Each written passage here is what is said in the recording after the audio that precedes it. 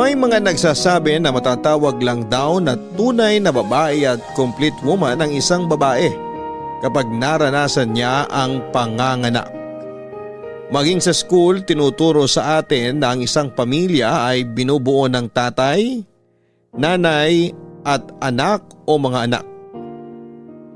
Ikaw, masasabi mo ba na ang pagkakaroon ng anak ang batayan ng tunay na babae?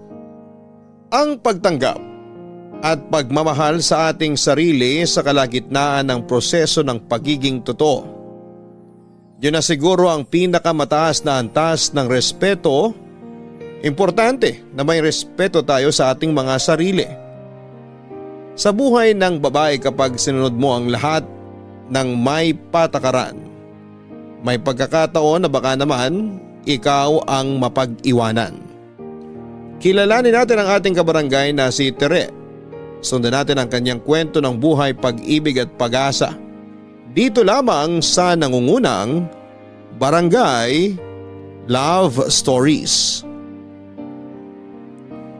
Dear Papa Dudut, una po sa lahat ay hayaan niyong i-congratulate ko ang Barangay Love Stories bilang #1 radio program sa buong bansa.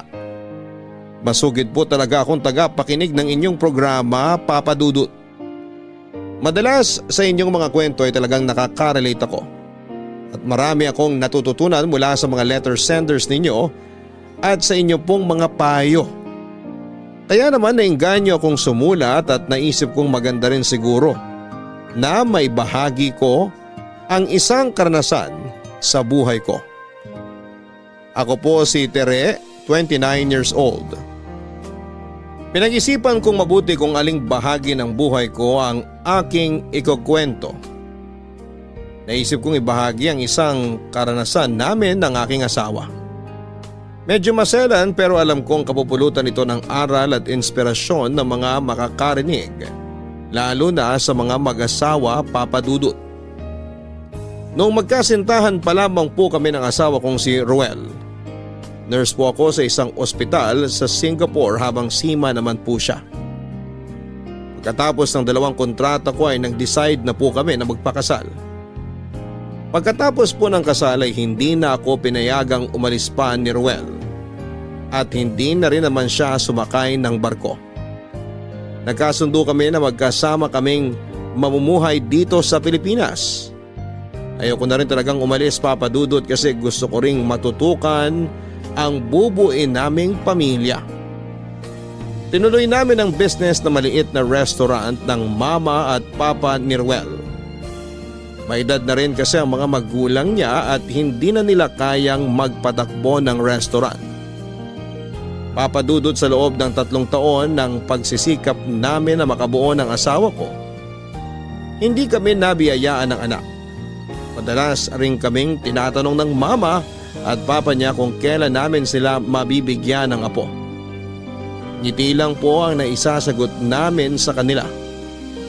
Inisip namin na baka hindi pa lang talaga napapanahon. Ayoko mang isipin pero sumagi sa isipan ko na baka may problema ako. Medyo kinakabahan ako kasi nag-iisang anak lamang po ako, Papa Dudut. Parehong wala na rin ang mga magulang ko at hindi masyadong malaki ang angka namin. Karamihan sa mga kamag-anak ko ay hanggang 2 ang mga anak. Sa side ng papa ko, 2 sa kapatid niya ang walang anak. May matatandang dalaga at binata pa.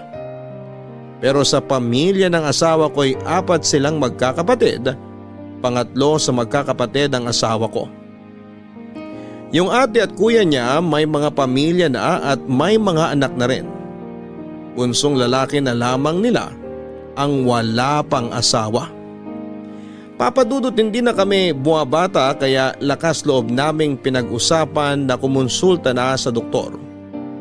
Inandaan namin ang aming mga sarili para kung talagang may problema ang isa sa amin, nakahanda kami at magagawa ng paraan. Papa Dudut, pagkatapos naming sumailalim sa ilang mga test, doon na nagsimulang dumating ang mabibigat na sitwasyon na kinaharap naming mag-asawa.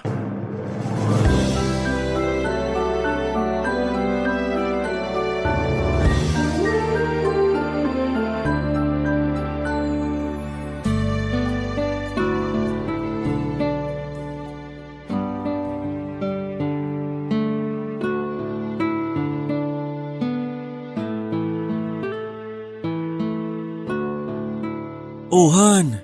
Akin na nga yung kamay mo. Grabe, Han. Nanlalamig at pinagpapawisan ng mga kamay ko. Oo nga. Ano ka ba? Relax ka lang ha. Nandito ako. At saka kaya natin to. Nag-usap na naman tayo na kung ano man na maging resulta, magkasama natin haharapin yon. Walang iwanan. Ewan ko ba, Han? Hindi mawala ang kaba ko. Parang gustong bumaliktad ng sikmura ako sa sobrang takot at kaba. Han, di ba sinabi ko naman sa'yo? Kung sakaling ikaw yung may problema, hindi kita iiwan. Hindi magbabago ang pagmamahal ko sa'yo. Thank you, Han. Ganon din naman ako sa'yo. Kung sakaling ikaw yung may problema, pinapangako ko rin sa'yo na hindi kita iiwanan at hindi rin magbabagong pagmamahal ko. Okay. Pero wag naman tayo masyadong negative ngayon ha. Hindi pa rin naman natin alam kung anong resulta. Basta ihanda natin yung mga sarili natin. Okay, Han. Sige. Kinakabahan pa rin talaga ako, Han. Okay lang ang kabahan. Pero wag din nating alisin yung pag-asa sa maganda at maayos na resulta, Han. Oh, ayan na pala si Doc. Hi, Doc. Good morning po. Good morning po, Doc. Good morning. Sige, maupo kayo. Thank you, Doc. Salamat po. Nandito na pala sa table ko yung results. Okay, Ruel and Teresa. So, ito na yung results ng mga test ninyo. Handa na ba kayo sa results? Opo, Doc. Nag-usap na naman po kami ni Tere at handa na po kami anuman po maging resulta. Oo nga po, Doc. Okay, ganito. We'll get straight to the point. Ayon dito sa results ng mga test sa inyo, normal lahat ng results ng test mo, Tere. Yung kay Ruel ang medyo may problema. Doc? Nasa akin ho ang problema? Ano pong problema? Han, Ruel, tatapatin kita ha. Meron kang tinatawag na azoospermia o walang sperm ang semen mo. May mga test pa na kailangang gawin sa'yo para malaman natin kung ano ba ang naging posibleng dahilan o mga dahilan. At dedepende sa kung ano ang dahilan ang magiging treatment sa'yo. Yun din yung rason kung bakit magtatatlong taon na kayong sumusubok pero hindi pa rin kayo makabuo kahit ano pang gawin yung pagsisikap. So nasa akin palang problema, Doc? Baog pala ako? Ano yun, Doc? Wala na akong pag-asa magkaanak? Hindi ko na mabibigyan ng anak ang asawa ko? Ibig sabihin, hindi na kami makakabuo ng pamilya. Han. Hindi naman sa ganon, Ruel. Huwag kang mawala ng pag-asa. Kasi may pag-asa pa kayong magkaanak. May mga paraan. Meron tayong tinatawag na Assisted Reproductive Technology o ART. Ito yung mga paraan para ma-overcome ang infertility. Isang halimbawa niyan ay yung IVF. IVF, Doc? Yes, yung IVF or in vitro fertilization. Ito yung procedure kung saan pagsasamahin ng egg cell mula sa babae at sperm cell mula sa lalaki sa isang laboratorio. Ngayon, yung pinagsamang egg cell at sperm cell, magiging fertilized egg yon. Tapos, i-inject yon sa uterus o sa bahay bata ng babae. Now, bukod sa IVF, meron din namang surgical procedure o operasyon. Pwede ring madaan sa gamutan. Pero gaya nga ng sinabi ko, depende sa dahilan ng azoospermia mo ang magiging treatment sa'yo. So sa ngayon, magre-request ako ng ilan pang mga test para sa'yo, Ruel, para ma-determine natin ang magiging treatment sa'yo. Salamat po, Doc. Doc. Yun pong mga paraan na yan, Doc. Usually po, magkano po inaabot? Dederetsuhin ko na kayo ha. Medyo may kamahalan. Kaya nga mas maganda na mai-consider ninyo ni Ruel sa pag-uusap nyo yung posibleng magagastos. Bibigyan ko kayo ng quotations ng mga procedure para at least meron kayong idea. Thank you po, Doc.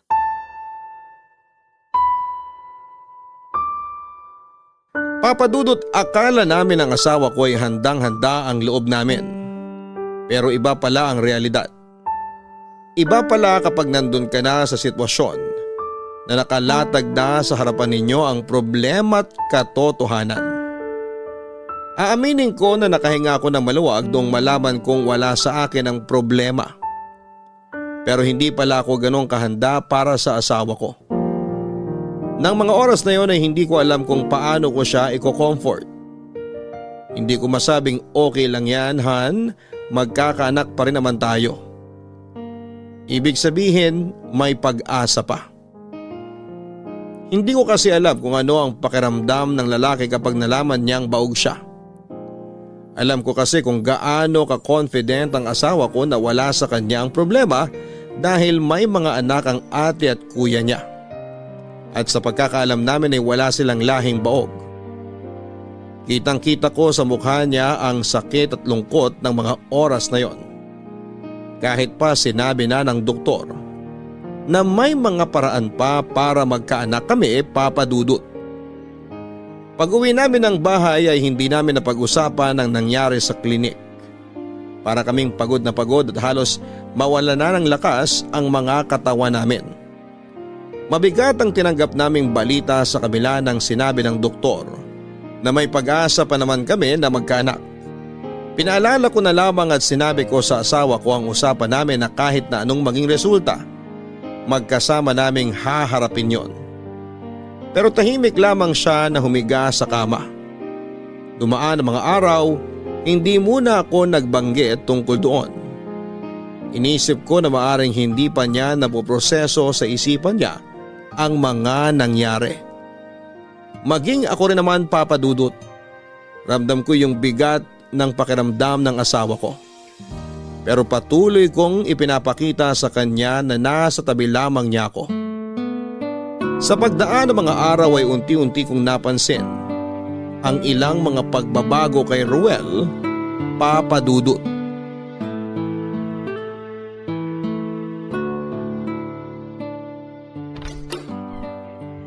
Ay, salamat at nakauwi na rin.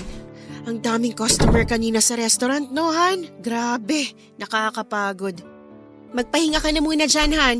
Ipag-iinit kita ng tubig na pampaligo. Pahingi din ako ng inumin. Nakalimutan kong sabihin kanina. Pagsabihan mo yung si June na ayusin yung mga case ng soft drinks dun sa likod resto, ha? Bakit? Anong problema? Hindi ba niya nakikita na nakaharang dun sa may CR? Pati yung mga pinagbalatan ng gulay basta lang nakatambak dun sa ilalim ng lababo. Milalagyan tayo ron, ah. Ba't hindi ron ilagay? Okay, sige. Kakausapin ko siya bukas.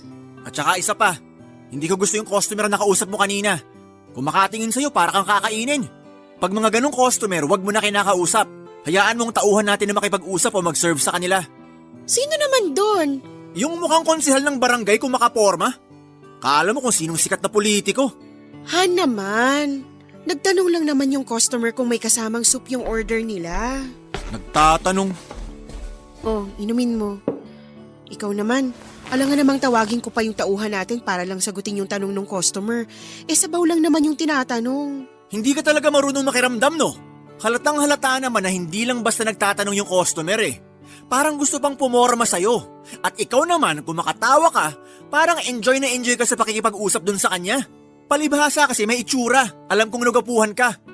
Oy, Tere, hindi ka na dalaga ha? May asawa ka na. Kumilos ka na maayos. Mamaya maging giting pa. Nagbibigay ka rin ng motibo. Ang sama naman ng isip mo, Han. Customer natin yun. Ano ka ba? Obligasyon natin na asikasuhin sila ng tama at maayos. Hindi naman maganda kung hindi ko papansinin, baka mabastos. Nagtatanong lang naman. Tsaka, hindi naman ako nagtagal sa customer o nakipagkwentuhan sa kanya. Tsaka Han, paano tayo babalikan ng customers kung tatarayan natin sila?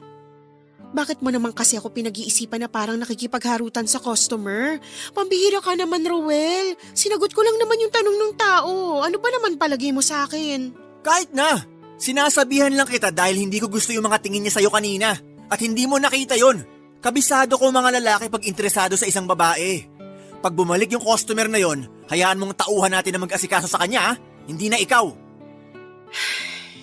Ay nako, oo na, sige na. Mag-shower ka na. Mainit na yung tubig mo, isusunod ko na lang yung tuwalya mo doon. Ihahanda ko na rin yung damit mo.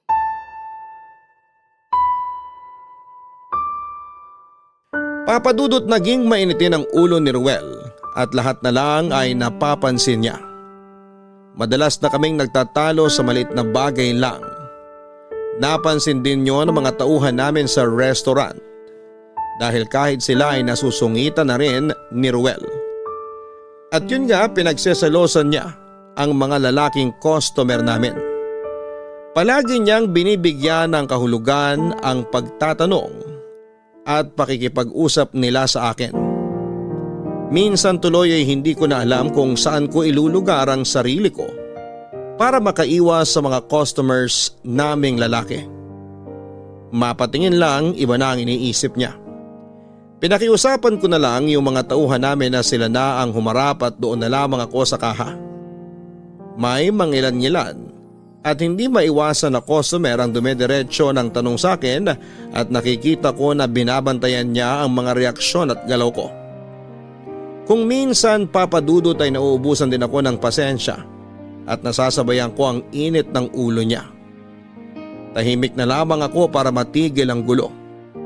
Ako pa rin madalas ang nauunang buwaba at umiwas sa mga pagtatalo.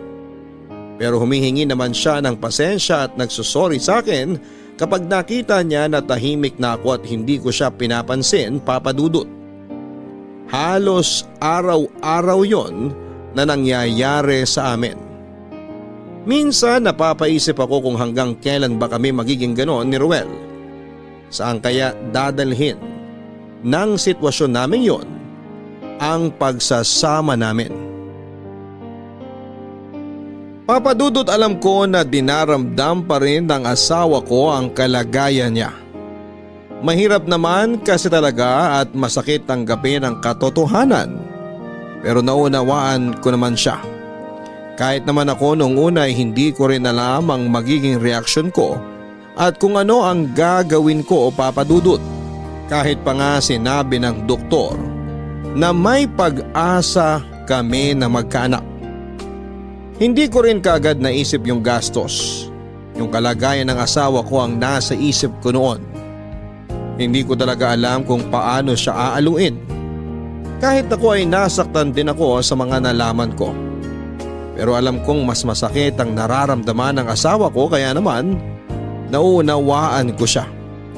Nakakalungkot lang, papadudot, dahil may mga pagkakataon na tinatanong niya ako kung ipagpapalit ko daw ba siya sa iba. Kung iiwan ko daw ba siya dahil hindi na niya ako mabibigyan ng anak. Umabot na siya sa punto na pakiramdam niya ay gumuho na ang pangarap naming dalawa na magkaroon ng isang masaya at buong pamilya. Pero palagi ko pa rin sinasabi na huwag kaming mawala ng pag-asa, na nandun lang ako sa tabi niya. Pero habang tumatagal ay tumitindi talaga ang insecurity ni Ruel. Palatandaan na hindi pa niya lubusang natatanggap ang kalagayan niya. Inahabaan ko na lamang ang pasensya ko at nilalawakan ng pangunawa, papadudot. Iniisip ko na lamang na darating yung time na matatanggap din niya ang katotohanan na baog siya. At maiisip niya na sa kabila noon ay meron pa rin naman kaming pag-asang magkaanak. Noong time na yon, maaaring nakatingin lamang siya sa kalagayan niya pero hindi ako tumigil sa pagdarasal na makikita rin niya yung pag-asa na nasa harapan niya. Umaasa ako na darating din ang pagkakataon na yon hanggang isang araw. Tre! Han! Oh, nandito ako sa kwarto. Bakit? Nasaan ba yung Siemens book ko at saka yung passport ko? Nandun sa folder na violet sa filing cabinet. Nandun lahat ng document mo sa barko. Bakit mo ba hinahanap, Han? Nakausap ko kasi yung dati kong kasamahan sa barko kanina. Si Lando. Kilala mo siya, di ba? Sabi niya may bakante raw na slot. Kung gusto ko raw, pwede akong sumakay ulit. Naisip ko, medyo naiinip na rin kasi ako sa restaurant eh. Parang gusto ko sana na sumakay ulit. Ha? Sandali lang, Han. Diba, sabi mo kanina mo lang nakausap yung dati mong kasamahan? Bakit parang hinahanda mo na yung passport at Siemens book? Pag-isipan mo munang mabuti. Sigurado ka na ba na gusto mo ulit sumakay? Napag-isipan ko na. At saka nasabi rin sa akin ni Lando na nire-request nga daw ako ng kapitan namin eh. Alam mo yung mga ganong pagkakataon? Hindi dapat pinapalampas yun. Han, hindi ba pwedeng pag-usapan muna natin? Paano yung plano nating magka-baby? Medyo matagal na rin nating hindi na pag-uusapan yun. Tapos aalis ka? Paano na yun? 1 taon at kalahati lang naman yung kontrata ko kung sakali. At saka sabi ko nga, sayang ang pagkakataon. Imagine, nire-request ako nung kapitan namin. Maganda rin kasi ang record ko. Kaya kahit halos 3 taon na akong hindi nakakasakay, okay lang. Pero Han… Tere naman eh. Hindi pa ba malinaw sa'yo? Alam mo naman na mahal yung IVF, di ba? Hindi natin kaya magbayad para sa ganong klaseng procedure. Yung kinikita natin sa restaurant sumasapat lang sa mga gastusin natin. Hindi naman kalakihan yung savings natin. At saka yung IVF na yan, para lang sa mayayaman yan. Kung magpapa-opera naman ako bukod sa mahal din, sinabi rin sa atin ng doktor na hindi 100% na sigurado yun. Hindi na rin kaya ng gamutan tong kondisyon ko. Ano pa ba gusto mong gawin ko ngayon? may iba pa namang option, 'di ba? May iba pang paraan. Pwede naman tayong mag-ampon. Tingin ko naman kakayanin natin 'yun. Ano? Magpapalaki tayo at mag-aalaga ng hindi natin kadugo? Kung ikaw kaya mo yon, ako hindi. Malay ba natin kung anong klase mga tao yung mga magulang ng batang aampunin natin? Naman. Han, napaka-imposibleng walang mamanahing ugali yun sa mga magulang niya. At gaano ka kasigurado na walang maghahabol o hahanapin ng batang totoong mga magulang niya paglaki niya? May mga patakaran naman at magiging kasunduan kung sakali. Ipapaliwanag naman sa atin yun bago tayo mag-ampon. Kaya hindi natin magiging problema yung inaakala mong baka may maghabol. Kahit na, ibang tao pa rin yun. Hindi pa rin natin kadugo. Kung ayaw mo sa ampunan kumuha ng bata, edi sa mga kamag-anak natin. Magtanong-tanong tayo, baka may kamag-anak kami o kayo na pwede nating alagaan at ituring na anak. Yun, kadugo natin. At ano, ipapaalam pa natin sa kanila na baog ako? Na hindi kita kayang bigyan ng anak? Bigyan mo naman ako ng kahit konting kahihiyan, Tere. At saka isa pa, siguradong yung batang aampunin natin, aalis din sa atin at babalik sa magulang niya pagkatapos nating alagaan, palakihin at pag-aralin. Pwede ba, Tere? Ayoko nang ganon. Tsaka na natin pag-usapan yan. Basta, hindi ko kaya magpalaki ng bata na hindi natin kadugo. Tapos!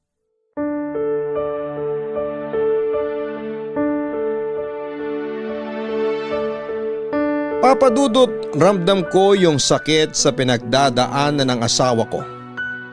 Hindi pa niya talaga matanggap na nasa kanya ang problema. May mga gabi na alam kong hindi siya makatulog. Awang-awa siya sa kanyang sarili. Pakiramdam niya wala na siyang silbi, inutil at kung pwede ko nga lang akuin, yung sakit na nararamdaman niya ay inako ko na. Papa Dudut, para lang gumaan ang pakiramdam niya ay handa akong gawin ang lahat. Kung minsan naiisip ko na sana ako na lamang ang may problema. Siguro ikakayanin kong tanggapin yon at siguro hindi kami ganito ang sitwasyon namin ng asawa ko. Yung desisyon niyang pagsakay ulit ng barko ay inisip ko na lamang na kailangan niya ng space para makahinga siya at makapag-isip-isip. Pero sa kabilang banda ay parang gustong sumama ng loob ko sa kanya, Papa Dudut. Kasi hindi man lang niya ako kinonsulta sa bagay na yon bago siya nagdesisyon. Basta nag-decide na lamang siyang sasakay ulit. Pero nang ibabaw pa rin ang pangunawa ko sa kanya at sa pinagdadaanan niya. At inisip ko na nga lang din na marahil ay yon ang paraan ng pagpapagaling niya ng sugat para unti-unti niyang matanggap ang kalagayan niya. Kaya hinayaan ko na lamang siya sa gusto niyang gawin. Masakit sa akin kasi hindi lang naman siya ang apektado ng kondisyon niyang yon. Pero ayoko na muna siyang hanapan ng tamang katwiran dahil nasa panahon siya ng kahinaan at kailangan nandun ako para alalayan siya. Lumipas na naman ang mga araw at ilang buwan at hindi na naman namin napag-uusapan ng tungkol sa plano naming magka-baby. Hanggang sa bago siya sumakay ng barko. Kinausap niya ako at hindi ko inaasahan ang mga sinabi niya.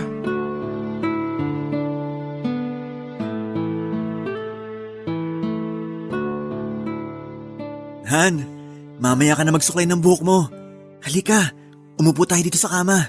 May gusto lang akong sabihin sa'yo. Ha? Okay, sige. Ano ba yun? May pahawak-hawak ka pa sa kamay ko ha. Mukhang seryoso yan, Hana. Pero ang ganda ng ngiti mo. Ikaw talaga? Halika. Han, di ba sinabi ko sa'yo na ayoko magpalaki ng anak na hindi natin kadugo? Oo, nasabi mo nga yon. Bakit? Ganito kasi, nag-usap kami kanina ng kapatid ko. Pinuntahan ko siya sa bahay. Ayos naman yung naging pag-uusap namin. Hindi ko lang alam kung papayag ka pero sana pumayag ka kasi ito na lang ang naisip kong paraan para magka-baby tayo. Teka, anong napag-usapan nyo ng kapatid mo? Tsaka, tanging paraan para magka-baby tayo? Ano yun, Han? 1 taon at kalahati lang ang kontrata ko sa barko. Pag-isipan mong mabuti. Pumayag na ang kapatid ko, wala daw problema sa kanya. Tayong 3 lang ang makakaalam. Nasa inyong 2 ang lahat ng pagkakataon para gawin yon habang wala ako at nasa barko. Ha? Teka, Han. Hindi kita maintindihan eh. Anong sinasabi mo? Ano yung gusto mong mangyari? Han, at least yon kapatid ko. Kilala ko at kadugo ko. Hindi ako magdadalawang isip na alagaan at palakihin yung bata dahil alam kong kadugo ko siya at sa'yo rin siya manggagaling. Hindi galing sa ibang tao. Roel, teka lang ha. Alam mo ba yung sinasabi mo? Naririnig mo bang sarili mo? Pinag-isipan mo ba ng mabuti ang gusto mong mangyari? Pareho natin gustong magkaanak. Pangarap natin yun, di ba?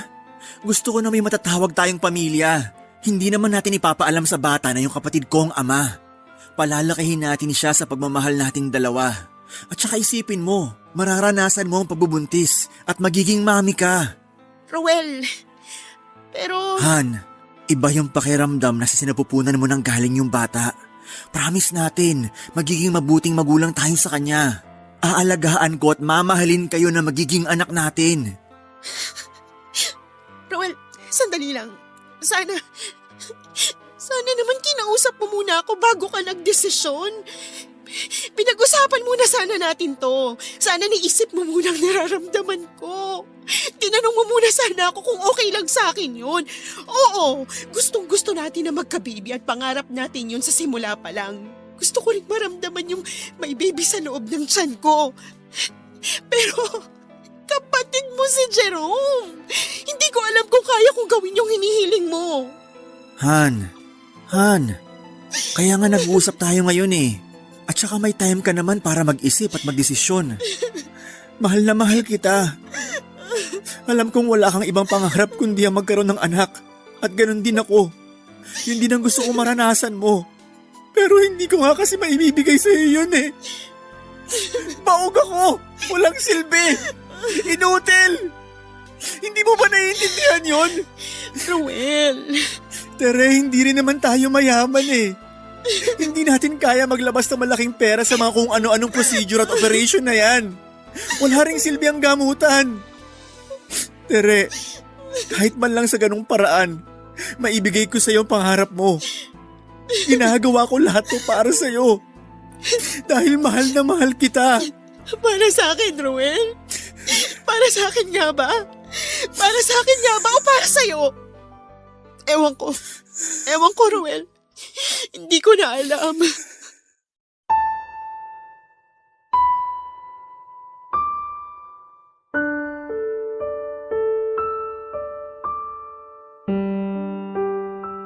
Para akong binuhusan ng malamig na tubig, Papa Dudut. Hindi ako makakilos sa kinakaupuan ko ng mga oras na yon. Nung sinubukan kong tumayo ay nangalog ang mga tuhod ko at napaupo ako sa sahig at napahaguluhol na lamang ako ng malakas sa sobrang sama ng loob. Pakiramdam ko ay para niya akong ipinamimigay sa iba at hindi man lang niya naisip yung mararamdaman ko bilang asawa niya at bilang babae. Nagagalit siya sa akin kapag may kausap akong ibang lalaki at binibigyan niya yon ng maling kahulugan. Tapos heto at gusto niya akong sumiping sa ibang lalaki. At ang masakit pa, Papa Dudut, hindi lang sa kung sinong lalaki, sa kapatid pa niya. Makasarili ang naging tingin ko sa kanya noong time na yon. Kung magdamag akong gising at pilit kong hinahanapan ng magandang dahilan ang gustong mangyari ng asawa ko. Umahanap ako ng mas mabigat na dahilan. Kailangang mas mabigat yon kesa sa bigat ng nararamdaman ko, Papa Dudut. Hindi rin kasi mawala sa isipan ko yung saya sa mga mata niya habang kinukumbinsi niya ako sa ideya na yon. Nagtatalo ang isipan ko. Hindi ko rin maintindihan kung bakit nilalabanan ng isip ko ang nararamdaman ko. Para bang yun na yung oras na matagal ko nang hinihintay. Ang makita ko sa kanya yung pag-asa.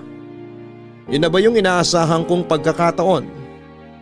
Gustong gusto kong sunggaban yung pagkakataon na yon na nakita kong tanggap na niya ang kanyang kalagayan at gusto niyang mapunan ang inaakala niyang kakulangan niya. Mahal na mahal ko ang asawa ko, Papa Dudut. Masakit pero pilit ko siyang inunawa. Hanggang sa nakalis na si Ruel, nagtatalo pa rin sa isipan ko. Hindi pa rin ako makapagdesisyon. Maraming gabi kong pinag-isipan ang kahilingan niya. Sa tuwing nag-iisip ako ay parang hindi matanggap ng isip ko yung pagdadaanan ko. Napakaraming tanong sa isipan ko, Papa Dudut. Una, sisiping ako sa kapatid ng asawa ko. Kakayanin ko bang gawin yon? Pagkatapos naming magsiping ay paano? Kung mabuntis ako ay paano? Dadalhin ko ang sanggol sa loob ng 9 na buwan sa sinapupunan ko na alam ko sa isipan ko na hindi ang taong mahal ko ang ama. Nasaan ang moralidad ko? Anong mararamdaman ko? Anong mararamdaman ni Jerome? Anong mararamdaman ni Ruel? Paano yung bata? Kakayanin ba ng konsensya ko na palalakihin namin siya sa kasinungalingan at habang buhay na pagtatakpa ng katotohanan? Ang bigat po, Papa Dudut, pero sa isang bahagi ng isipan ko ay sumisigaw yung pagmamahal ko sa asawa ko. Yung ginawa niyang sakripisyo para sa akin. Yung ginawa niyang pagtanggap sa inaakala niyang kakulangan niya. At dahil sa kagustuhan niyang mapunan yon, nilunok niya ang pride niya kahit napakasakit para sa kanya. Inarap niya yung malaking insulto sa pagkalalaki niya. At sa akin naman, Papa Dudut, yung kapag ginawa ko yung pakiusap niya, alam kong magiging masaya siya dahil katuparan yon ng pangarap niya, ng pangarap naming dalawa. Papa Dudut, gulong-gulo talaga ako ng panahon na yon. Parang sasabog ang utak ko. Gusto ko munang ibaling sa ibang bagay ang isipan ko. Kaya naman minabuti kong magpaalam kay Ruel. Sa mama at papa niya na babalik ako sa trabaho ko bilang nurse sa ospital. Gusto kong maiba yung mundong ginagalawan ko. Nag-apply ako sa isang public hospital sa Manila at natanggap din naman ako kaagad. Nalibang ako, Papa Dudut, sa aking trabaho. Namiss ko rin ang pagiging nurse at hindi ko namalayan ang paglipas ng mga araw at buwan hanggang isang araw ng day off ko. Nandito yung kotse ni Tire. Nandito kaya siya sa bahay? Sana. Makapag-doorbell nga.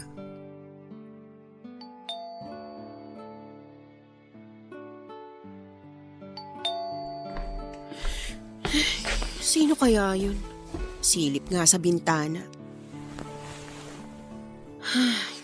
Si Jerome pala. Papapasukin ko ba? Bahala na.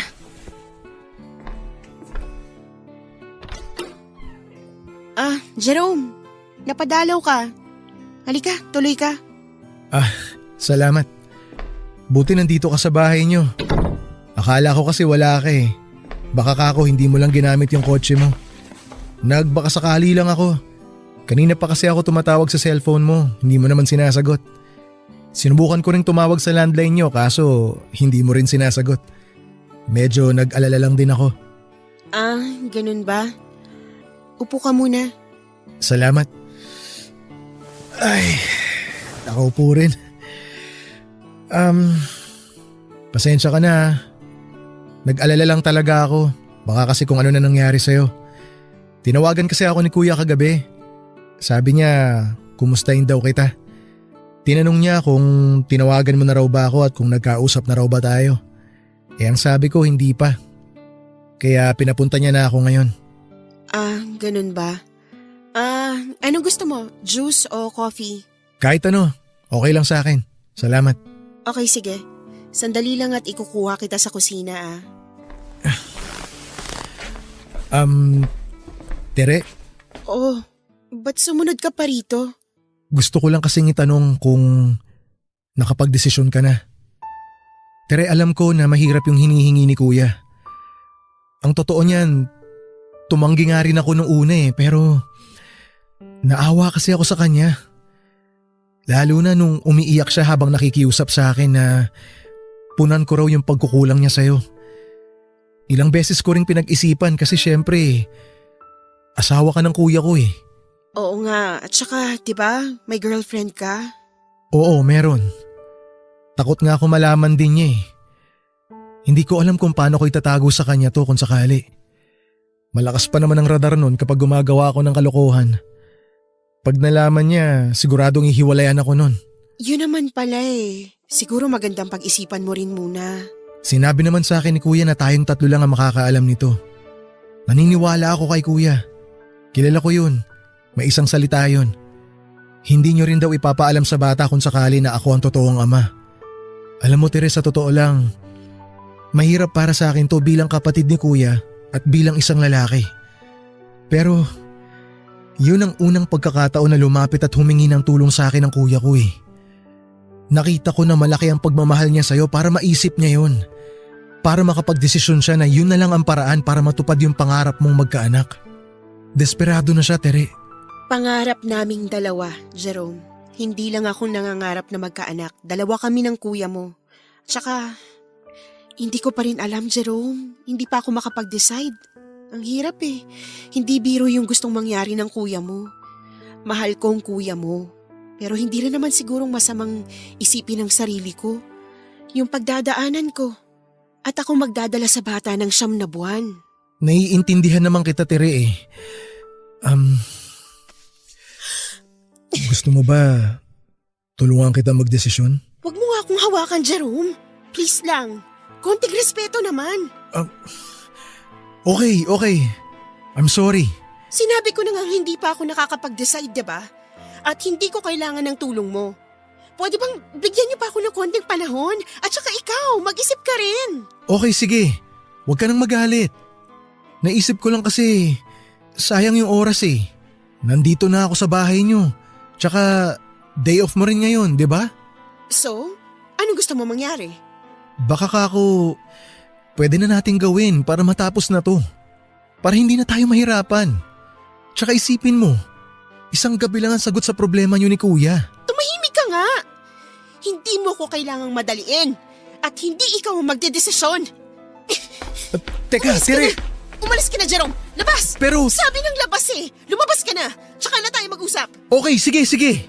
Hindi mo naman ako kailangan ipagtulakan. Aalis na ako. Lalabas na ako. Tawagan mo na lang ako kapag handa ka na. Pero sana, maisip mo yung saya na maibibigay mo kay kuya. Pahalagahan mo sana yung sakripisyo niya. Tsaka pahalagahan mo rin sana yung dahilan kung bakit siya nagsasakripisyo para sa'yo. Umalis ka na!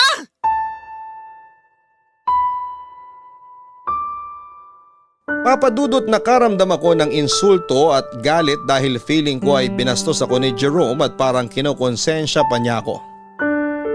Alam ko na mahal niya ang kuya niya pero hindi biro ang gusto nilang mangyaring magkapatid.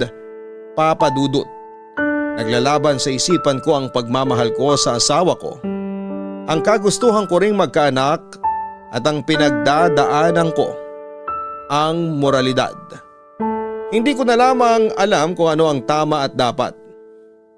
Kung papayag ako sa gusto mangyari ni Ruel, hindi ako sigurado kung magiging masaya nga ba kaming dalawa dahil magkakababy kami o kung paano namin dadalhin ang isang malaking kasinungalingan. Pero ang isang inaalala ko rin ay kung hindi ko gagawin, malaking frustration yon para sa kanya. Baka tuluyan na nga siyang magbago at masira ang pagsasama namin, Papa Dudut. Isang gabi tinawagan ako ni Ruel. Nangumusta. Pero hindi niya ako madiretso kung nakapagdesisyon na ba ako o may nangyari na ba sa amin ng kapatid niya. Ako nang nagsabi sa kanya na wala pang nangyayari sa amin ni Jerome. Noong marinig niya nga ang sinabi ko, isang daling katahimikan at isang malalim na buntong hininga ang ginawa niya.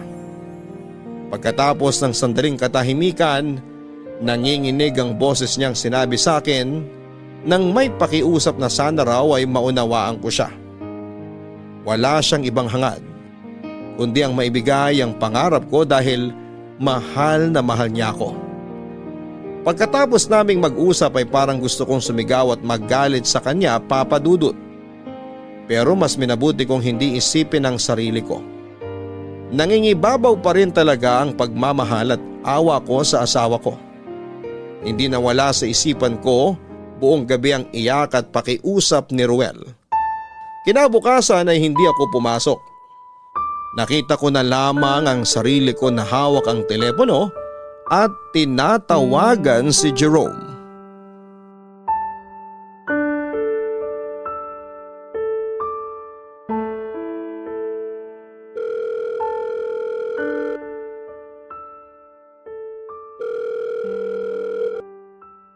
Hello?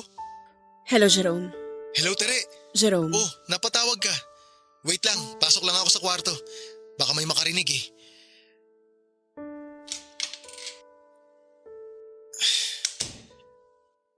Ayan, sandali upo lang ako sa kama para mas komportable. Buti tumawag ka. Sakto off ko ngayon sa office. Wala rin kaming usapan na magkikita ng girlfriend ko ngayon kaya wala akong gagawin. Ano, nakapag-desisyon ka na ba? Napag-isipan mo na ba yung proposal ni Kuya? Kung gusto mo, pwede kitang sunduin dyan sa ospital ngayon. Antayin kita hanggang matapos yung duty mo para hindi ka na mahirapan bumiyahe. Dinner time. Dito sa bahay. Okay, pero wala ka bang pasok ngayon o hindi ka pumasok?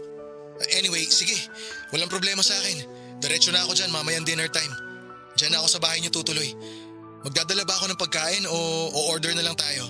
Pa-deliver na lang tayo siguro para walang abala. Sa tingin mo? Magdadala na rin ako ng wine para mas okay. Promise, Tere. Mabilis lang yon. Sisiguruhin kong hindi ka...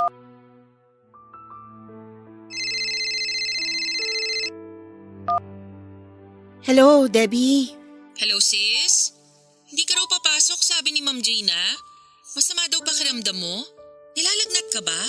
May ubo, sipon? Ano bang nangyari sa'yo? Wala naman akong lagnat. Hindi rin ako inuubo o sinisipon. Masakit lang talagang ulo ko pagising ko tsaka medyo masakit ang katawan ko. Itutulog ko lang siguro to. Mamaya okay na ako. Ganun ba? Naku baka tumuloy sa lagnat tapos trangkaso yan ah. Uminom ka na ba ng gamot? Oo, nakainom na ako ng gamot kaya medyo bawas na rin yung sakit ng ulo ko. Buti naman. Kailangan mo ba ng kasama? Pwede ako mag-undertime mamayang after lunch para masamahan kita dyan. Magpapaalam ako kay Ma'am Gina. Hindi na sis, pahinga lang to. Hindi mo na kailangang pumunta at samahan pa ako rito. Sakit lang ng ulo to, ano ka ba? Okay lang ako. Nakakakilos pa naman ako, no? Salamat. Sure ka ha? Kasi pwedeng uwi lang ako saglit tapos kuha lang ako ng gamit sa bahay then fly na ako dyan. Hindi na nga, okay nga lang talaga ako. O sige, puntahan na lang kita mamaya pag out ko. Dadalang kita ng dinner. Naku, wag na. Okay lang talaga ako sis. Ito naman parang sira. Tsaka tumawag din ng mama ni Roel. Pupunta sila ni Papa mamayang lunchtime kaya hindi naman ako mag-isa dito sa bahay. Wow, ang sweet ng mga biyanan mo. Buti naman kung ganun. At least may makakasama ka dyan kahit papano. Oo nga eh. Sabi ko nga wag na rin silang pumunta kasi kaya ko naman. Kaso mapilit si mama eh. Baka magtampo naman pag tinanggihan ko. Ay ganun? Pero ako okay lang na magtampo. Ay, Gaga, ano ka ba? Ikaw naman kasi naiintindihan mo pag sinabi kong hindi malala tong kalagayan ko.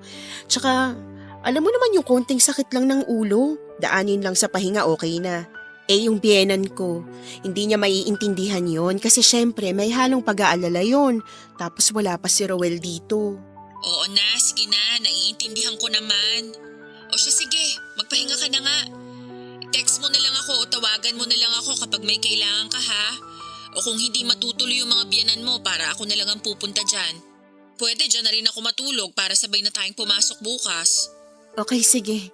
Salamat ulit sis ha. Tatawagan kita mamaya pag okay na ako. Tulog muna ako. Salamat ulit. Okay ka lang talaga ha? Oo nga. O sige, ingat ka. Bye! Bye. Thank you.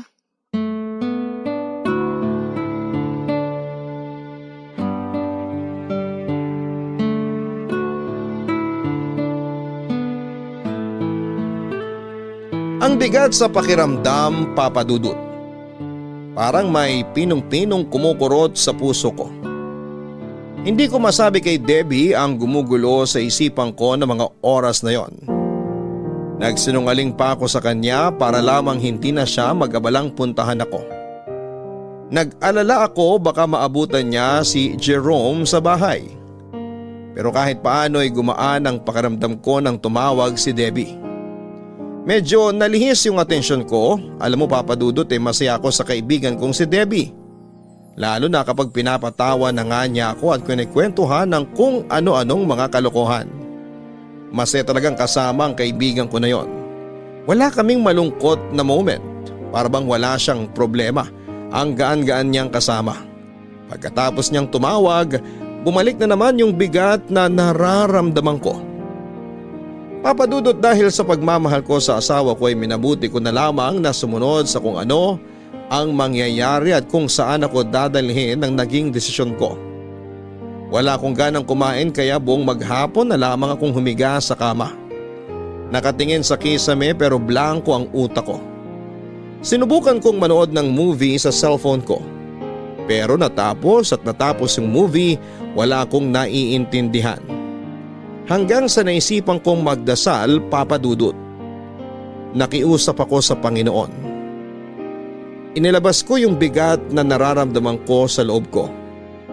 Ibinigay ko sa kanya ang nagtatalo kong isip at hiniling na bigyan niya ako ng lakas para harapin ang alam kong pagsubok na nasa harapan ko. At kung ano't anuman ay ihanda niya ako.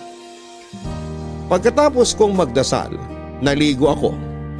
Hindi ko alam pero basta ko na lamang kinuha yung susi ng kotse at nag-decide akong umalis ng bahay.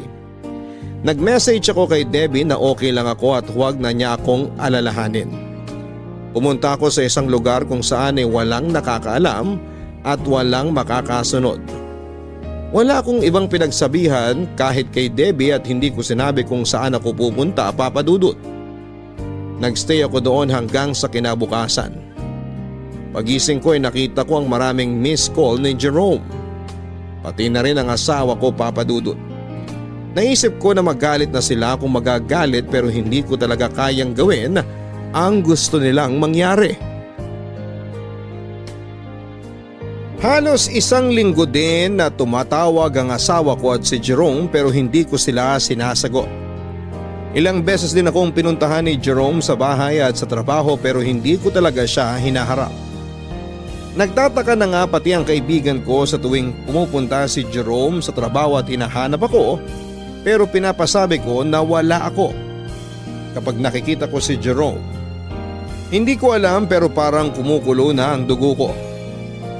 Tinubuan na ako ng buwisit sa taong yon. Hindi ko naman masabi sa kaibigan ko kung ano ang dahilan. Kaya ano-ano na lamang ang dinadahilan ko sa kanya. Hanggat maitatago ko ang mga nangyari ay itatago ko, Papa Dudut. Sinasalang-alang ko rin kasi ang asawa ko. Kung sasabihin ko sa kaibigan ko baka hindi niya maintindihan at mag-iba ang tingin niya kay Ruel. Magagandang bagay lang din kasi ang nagkikwento ko sa kanya tungkol sa asawa ko.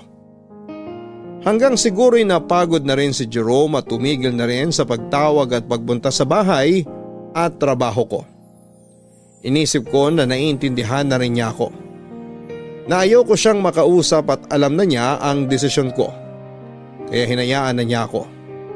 After a week ay sinagot ko na nga mga tawag ng asawa ko pero puro lang siya pangungumusta. Hindi na siya nagbabanggit tungkol sa nangyari, Papa Dudut. Hindi na rin namin napag-uusapan yung tungkol doon sa tuwing tumatawag siya. Kinukumusta na lang niya ako sa trabaho at ako naman ay puro mga tungkol sa nag-handle kong mga pasyente ang nakukwento ko sa kanya. At yung mga paglabas-labas namin ni Debbie. Binigyan ko ang sarili ko ng oras para mag-isip, magdesisyon at panindigan ang naging desisyon ko. Tuloy pa rin ang trabaho ko sa ospital, Papa Dudut. At paminsan-minsan ay binibigyan ko rin ng time ang kaibigan ko at mga kasamahan ko sa trabaho kapag nagyaya silang lumabas at mamasyal after ng duty. Pero sadyang makulit ang kaibigan ko. Halata niya sa akin kung meron akong problema o gumugulo sa isipan ko. Tinatanong pa rin niya kung may problema ako. Kahit kasi tumigil na si Jerome sa pangungulit at wala na ring binabanggit ang asawa ko, tungkol sa mga nangyari ay hindi pa rin talaga mawala sa isip ko. At paminsan-minsan ay napapatulala pa rin ako kapag naaalala ko yon. Minsan siguro yon ang nakikita sa akin ng kaibigan kong si Debbie.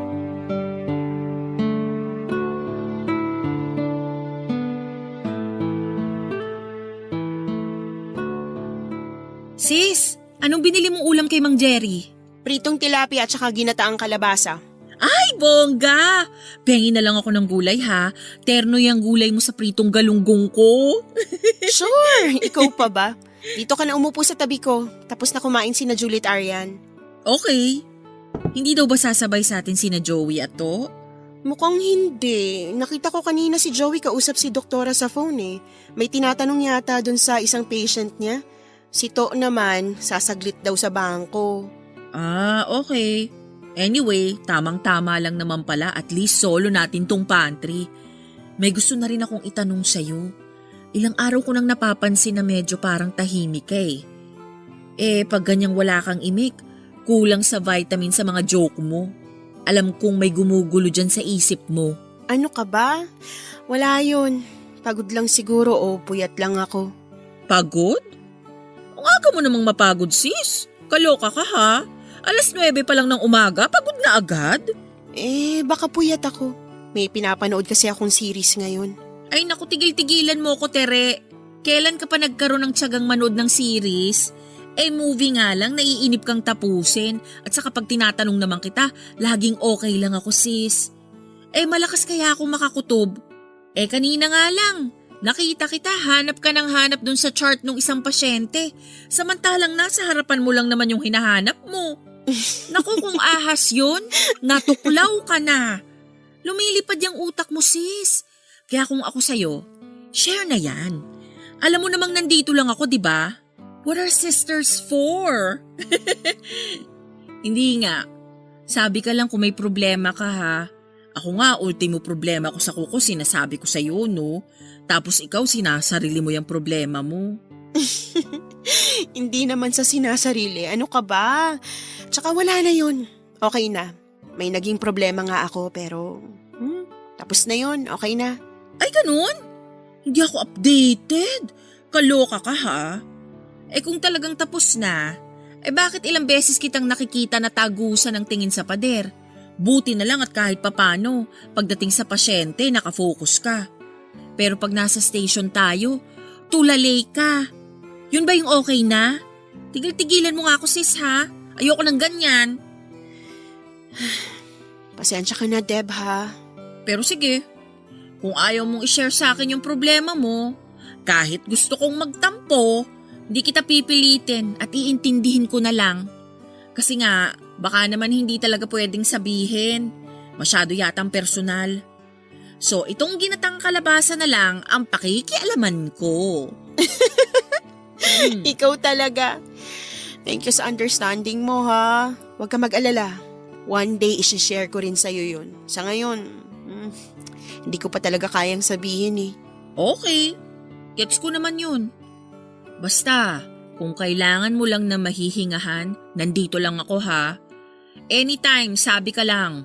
Iba pa rin kasi yung meron kang nasasabihan ng mga problema. Para hindi masyadong mabigat. Oo, thank you ulit sis. Kung makita mo akong nakatulala, Pakibatukan ako para magising ako. Sinabi mo yan ha? Huwag kang gaganti pag binatukan kita. Sige na, kumain na tayo.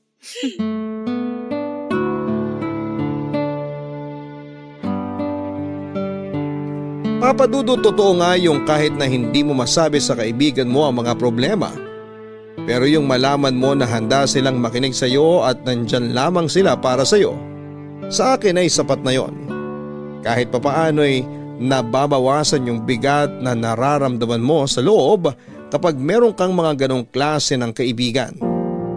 Pero yun na nga, nung time na yon, hindi pa rin talaga ako handang magsabi sa kanya. At masaya naman ako dahil kahit ganoon, nakuha niya akong unawain. Pero paminsan-minsan ay natatawa na lamang ako kapag nagpa-follow up siya at nagpapa-update. Madalas ay tinototoo nga niya ang pagbatok sa akin at ipapaalala niya ang naging usapan namin. Magkakatawanan na lamang kaming dalawa. Nagtataka yung mga kasamahan namin pag nakikita nila si Debbie na binabatukan ako at nauuwi sa tawanan. Maya-maya nagtatanong na yung mga kasamahan namin kung ano daw ba ang pinagtatawanan namin at bakit daw ako binabatukan ni Debbie. Tawa na lang din ang sinasagot namin sa kanila. Para daw kaming mga sira, ang lakas daw ng tama namin ng kaibigan ko. Pero alam mo, Papa Dudut, masaya ako kasi kahit papaano ay may kaibigan ako at kasama na tumatawa kahit na hindi niya alam ang problema ko at sa kabila noon, nauunawaan niya ako. At palagi niyang pinapaalala sa akin na nandun lang daw siya at nakahanda siyang makinig sa lahat ng problema ko. Malaki din talaga ang pasalamat ko sa Diyos dahil binigyan niya ako ng pagkakataon na makilala ko ang kaibigan kong si Debbie. Sa sobrang busy namin sa trabaho, Papa Dudut, ay hindi ko na rin namalayan ang paglipas ng mga araw. Hanggang sa natapos na ni Ruel ang kontrata niya at isang gabi ay dumating na lamang siya nang walang pasabi.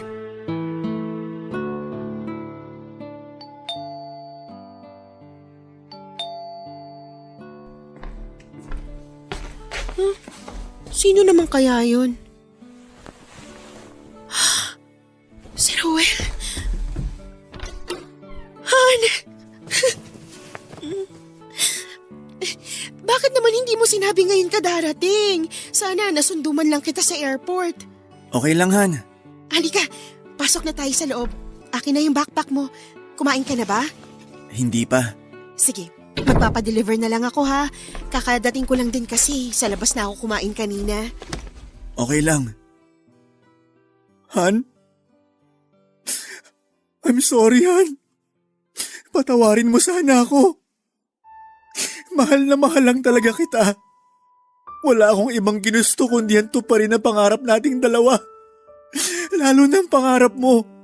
Han, alam ko naman yun. Hindi mo na kailangang sabihin pa. Alam ko rin kasing mahalaga sa isang babae na maranasan ang pag-aalaga ng sanggol sa tiyan niya ng 9 na buwan. Hanggang sa ipanganak niya to. Isa yung experience na ayokong ipagkait sa'yo dahil lang sa pagiging inutil ko. Han, naiintindihan kita. Naiintindihan kong nararamdaman mo. Pero sana kinausap mo muna ako bago ka nagdesisyon. Hindi mo dapat sinulong problema eh. Wala namang bagay na hindi natin mapag-uusapan ng maayos dahil mahal natin ang isa't isa, diba? Tama ka, Han. Naisip ko lang kasi, paano ka? Hindi na kita mabibigyan ng anak. Han, di ba noon pa man, nag-usap na tayo na sabay nating haharapin ano man ang maging resulta ng check-up natin. At lagi kong pinapaalala yun sa'yo. Pero hindi na itong time para magsisihan pa tayo. Nangyari ng mga nangyari. At isa pa, napatawad na kita. Salamat, Han. Maraming salamat. Halika nga rito. Payakap nga ako ng mahigpit.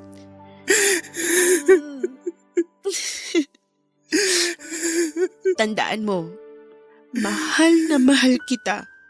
Huwag mong isipin na mag-isa ka lang na humaharap sa mga problema. Asawa mo ko, kabiyak, kaibigan, at kasama sa lahat ng pagkakataon. Ang problema mo, problema ko rin. Tumingin ka sa akin, Han. Gusto kong sabihin sa'yo na ikaw ang pinakamahalaga sa buhay ko. At gusto kong malaman mo na hindi ka kulang. Walang kulang sa'yo. Sadyang hindi lang tayo perpekto. At wala namang taong perpekto. Yung malaman ko na kaya mong kalimutan ang sarili mo para sa akin, para sa pangarap ko, sapat na yun. Sapat ng pagmamahal mo sa akin at pagbibigay ng halaga. At yung pagmamahal mo, yun ang kumumpleto sa akin bilang babae. At bumuo sa pagiging babae at pagkatao ko. Mahal na mahal kita, Tere. Mahal na mahal kita.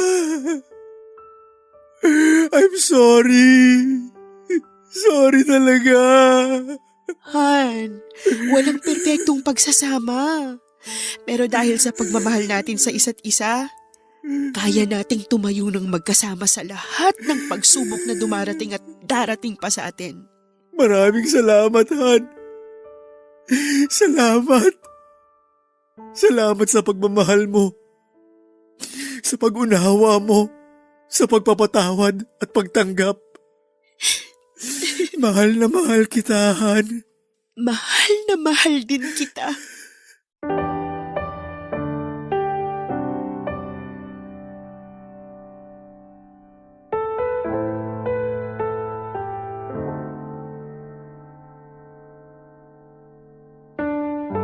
Papadudot muli kong niyakap ng mahigpit ang asawa ko. Pinaramdam ko sa kanya ang pagpapatawad at gusto kong maramdaman niya na hindi niya dapat isiping wala siyang silbi dahil sa kanyang kalagayan. Na hindi lamang ang pagbibigay ng anak ang kanyang silbi sa buhay naming dalawa bilang mag-asawa. Hindi rin hadlang ang kalagayan niya para hindi kami maging masaya. Marami pa kaming pwedeng gawin at pagtulungan para mas maging mabuti kaming asawa sa isa't isa.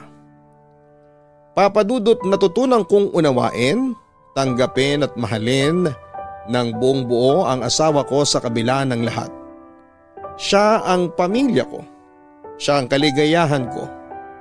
Bonus na lamang siguro kung biyayaan kami ng anak, pero kontento na ako sa kanya.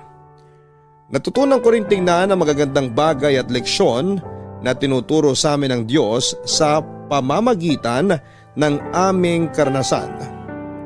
Masasabi kong ang pagmamahal ng asawa ko at ang pagbibigay niya ng halaga sa akin ang kumumpleto sa akin bilang babae.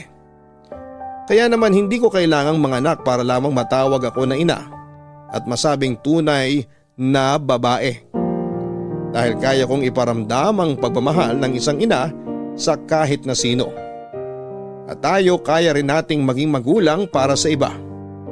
Hanggat meron tayong pagmamahal na kaya nating ibahagi sa ating kapwa, magagawa natin yon.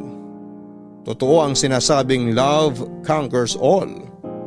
Kaya pagtagumpayan ng pag-ibig ang lahat ng paghihirap, pagdurusa at mga pagsubok sa buhay.